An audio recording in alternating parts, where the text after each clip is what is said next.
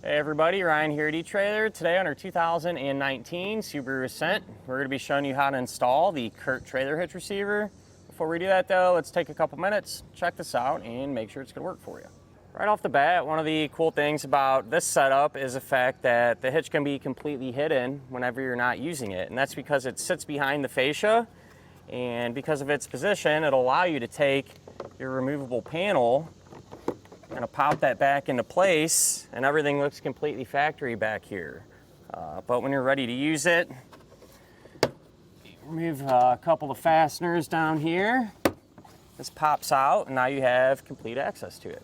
Compared to some of the other hitches available for the Ascent, there's some others that sit in the same position, and with them, there's not really too much differences, you know, especially in terms of appearance. They might all have a different finish or something on them, but behind the panel, you're never going to see it, and when you have it off, it's not really a huge deal anyway, right?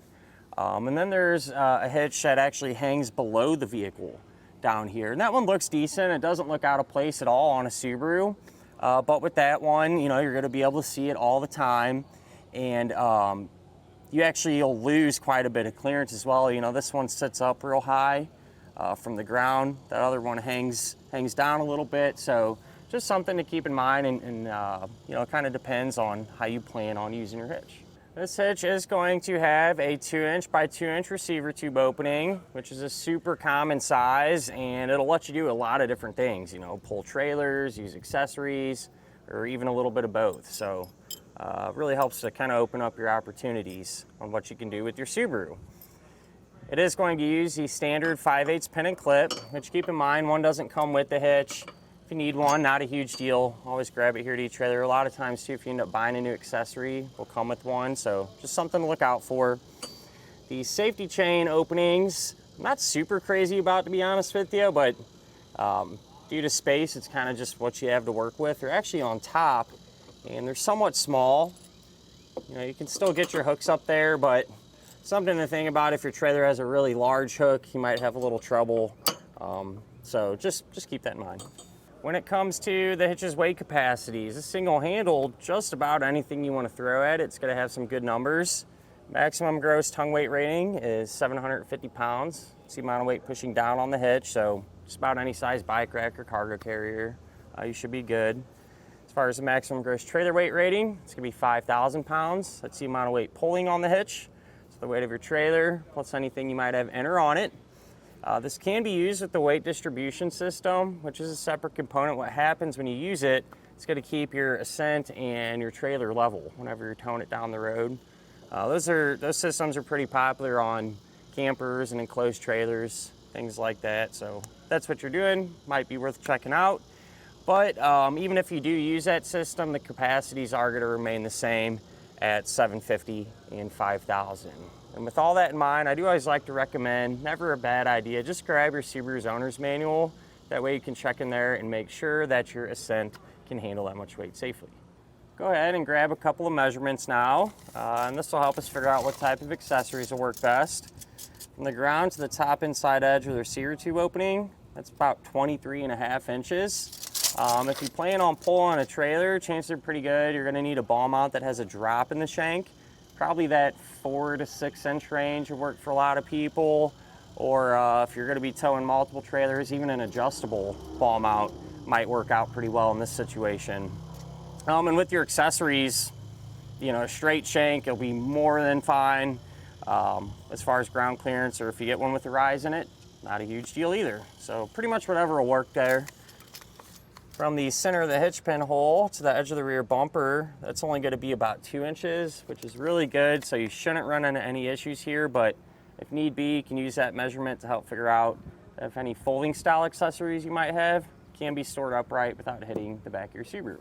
So when it comes down to it, a hitch you really can't go wrong with. You know, the fact that you can hide it when you're not using it, and the real good ground clearance and weight capacities and things like that.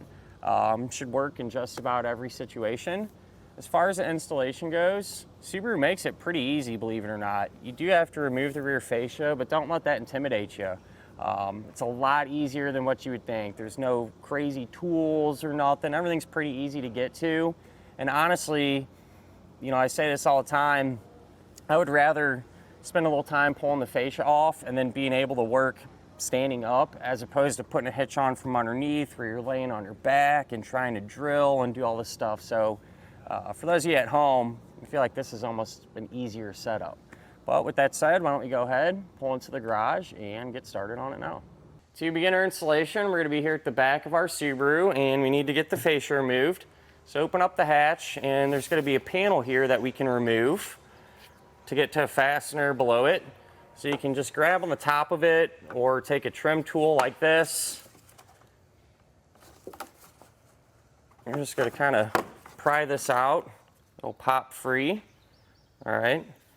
And then down here, there's the fastener. So you can use a 10 millimeter, or it looks like even a Phillips head screwdriver.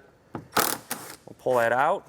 And from this point on, whatever we do to one side of our vehicle, we'll also do to the other side, because it'll be set up the same way. Now you can move to your wheel wells, and right here in the corner where the fascia actually meets the quarter panel, you have this push pin fastener. So with these, you push down on the head and then carefully pry it out. Sometimes these get packed with dirt and stuff, and if it's wanting to fight you, you can always spray some soapy water or something in there to help kind of loosen everything up. So just a quick pointer there. And when you go to reinstall these later, the way you do it is you push that pin forward, put it in, and push down on it. But then if you follow your way down, and I don't know if every Ascent set up like this, I don't believe they all have mud flaps, but if yours does, or if you have fasteners down here, you need to pull them out as well. In our case, they're an 8 millimeter.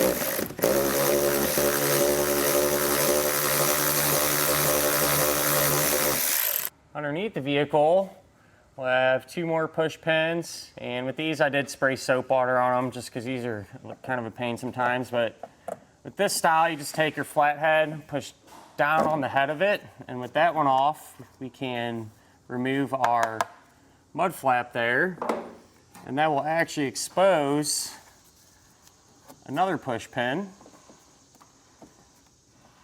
We'll pry that one out. If you work your way up this edge, there's one more there too.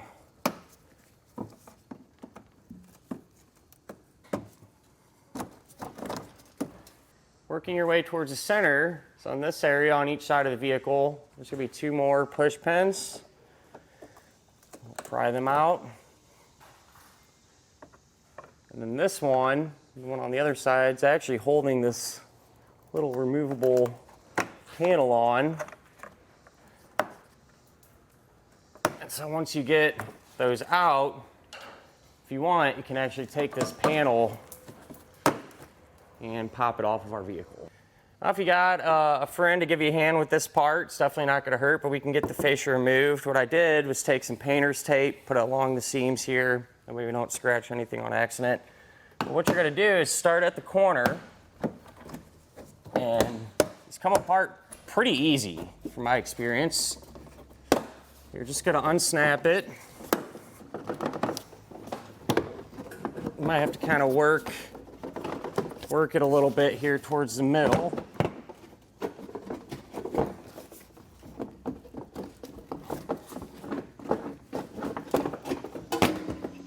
So it unsnapped there, and then on the driver's side, you're going to have a couple things you need to do. There's that connector there that you can get pried off of the bumper beam.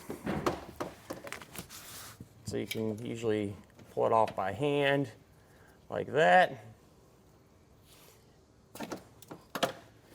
Unplug it, and then we'll go ahead and set our fascia off to the side. So you're going to have this piece of foam on your bumper beam. Go ahead and just pull that off just to get it out of her way.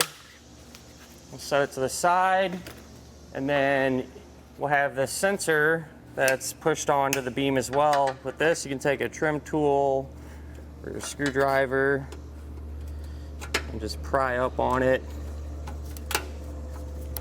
to release it from the beam. We can get our bumper beam off, so that's going to be held in place with 4 fasteners, 2 on top, 2 on bottom. With these, you can use a 17 millimeter socket to get them all removed. So I already got the other side off, so I'm going to hold the beam so it don't fall off the car. Pull that last fastener out.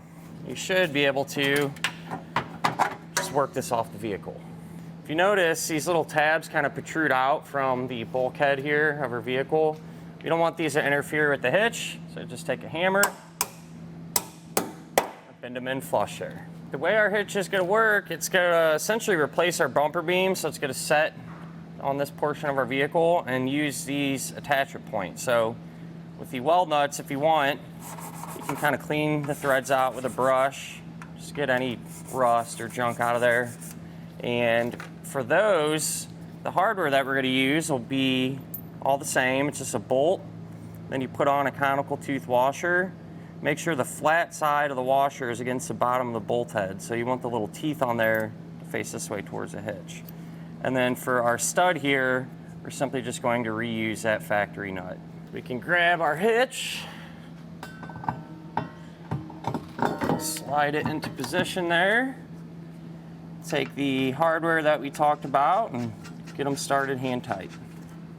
What you want to do now is make sure the hitch is centered, because you can slide it from side to side a little bit. So center it up, and then we can snug all of our bolts down with the 17. And when I tighten these, I like to kind of make an X pattern, just kind of draw everything in evenly.